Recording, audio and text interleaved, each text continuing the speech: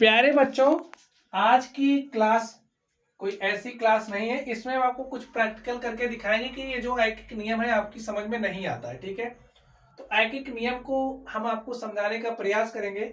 आप लोग समझिए, हमारे पास यहाँ पर एक पेन है और ये जो पेन है आप समझिए इस पेन की कीमत 5 रुपए है। एक पेन की कीमत 5 रुपए है। अगर हम आपसे पूछें ऐसी ही दो पेनों की कीमत क्या होगी, तो आप बताइए क्या होगा।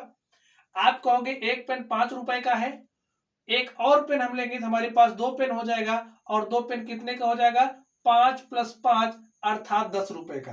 अगर आपने थोड़ी बहुत मैथमेटिक्स पढ़ी है तो आप कहोगे 5 गुणे में 2 अर्थात 10 रुपए। ठीक है, अगर ऐसे ही हम 5 कलमों का मूल्य पूछें तब आप क्या बताओगे, तो कहोगे एक कलम की कीमत 5 रुपए है, तो 5 कलम की कीमत कितना होगा, तो आप कहोगे 5 गुणे में 5 अर्थात 25 रुपए।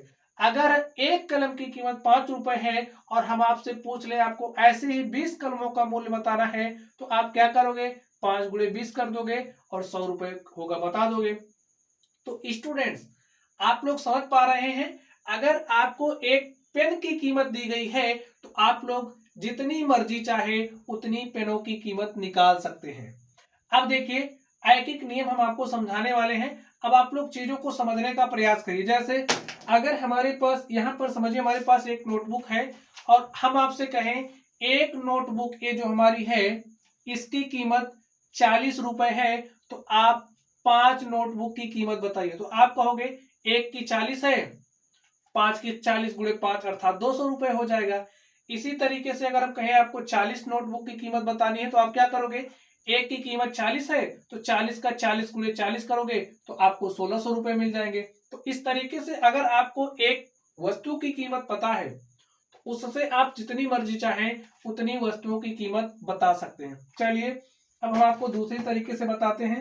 अब आप समझिए कि आपके पास इस तरीके से पेन है, ठीक है, और ये जो पेन है अगर हम कहें कि आपको 60 रुपए में 5 पेन मिल रही है, आप लोग बात सुनिए ढंग से, 60 रुपए में 5 पेन मिल रही है। समझ लीजिए 60 रुपए में कितनी पेन मिल रही है, 5 पेन।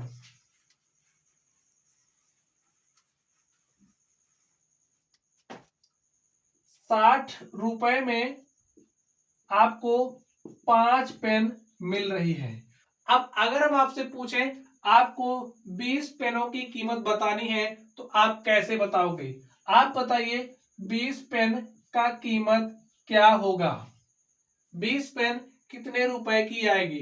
तो स्टूडेंट, अभी हमने आपसे बताया कि अगर आपको एक वस्तु की कीमत पता है तो आप ऐसे ही जितनी मर्जी चाहें उतनी वस्तुओं की कीमत बता सकते हैं। तो यहां पर देखिए आपको 5 पेन का कीमत पता है, तो आप क्या करोगे, किसी तरीके से एक पेन की कीमत आप पता करिए। देखिए कैसे पता कर पाओगे, 5 पेन 60 रुपए का है तो एक पेन कितने का हो जाएगा, इसके लिए आप 60 में 5 से भाग दीजिए, क्या हो जाएगा, 5 के 5, 5 बार में 60, यानी कि एक पेन जो हमारा है वो कितने रुपए का हो गया, 12 रुपए का।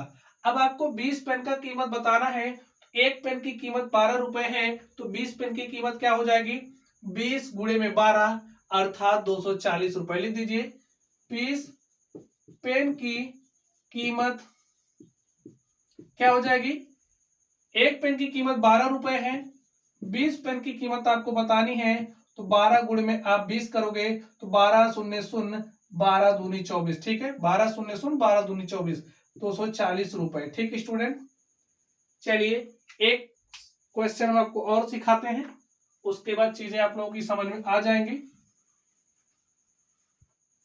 अब आप समझिए हमारे पास समझिए एक स्टेपलर है, और ये जो स्टेपलर है अगर हम कहें कि 100 रुपए में हमें 5 स्टेपलर मिल रहा है, ठीक है, 100 रुपए में कितना मिल रहा है, 5।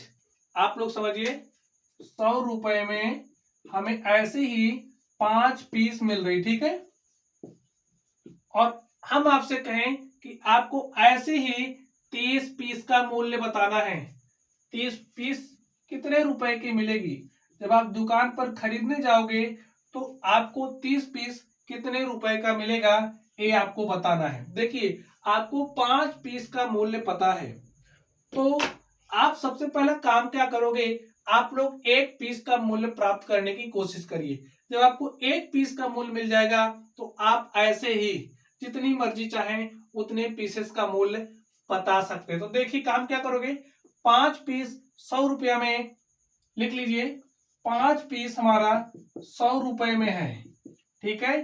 1 पीस कितने का हो जाएगा, इस 5 को इधर भेजिए, भाग दीजिए, भाग दिया हमने, 5 दूनी 10, 5 शून्य शून्य, 1 पीस हमारा कितने रुपए का आ गया, 20 रुपए का। ठीक स्टूडेंट, अब देखिए 30 पीस का मूल्य आपको बताना है, लिखिए 30 पीस का मूल्य।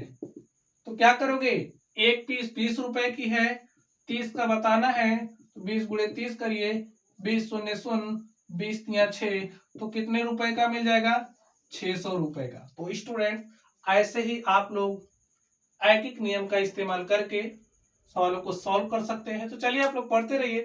Thank you.